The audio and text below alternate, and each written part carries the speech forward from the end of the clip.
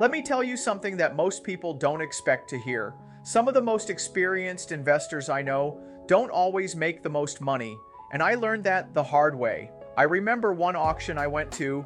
I showed up ready, cash ready, list in hand. I had already walked a few properties. I was locked in. There was one house I really liked. Good area, looked clean from the outside, and in my head, I was already picturing the numbers working. Bidding started, and it started climbing fast. I kept telling myself, it's still a good deal, and then I caught myself because I wasn't following my numbers anymore. I was following the moment. I was letting the excitement take over. So I stopped, I let it go, and I walked away with nothing.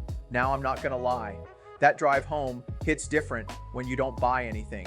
You start questioning yourself, like, did I just miss out? Should I have pushed a little more? But about a week later, I found out that same property needed way more work than anyone expected. Foundation issues, extra repairs, the kind of stuff that kills your profit. And that's when it hit me. I didn't lose that deal, like I avoided a bad one.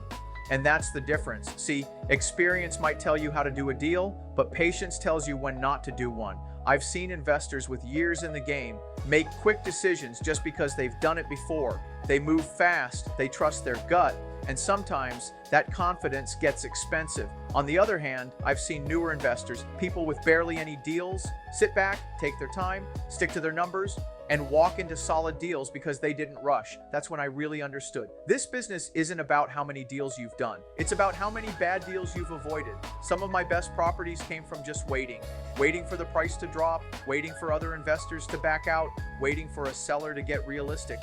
And yeah, that takes discipline because there's always that pressure in the background. You feel like you need to be doing something. You feel like if you're not buying, you're falling behind. But that's not true. One bad deal will set you back way more than sitting out for a month or two.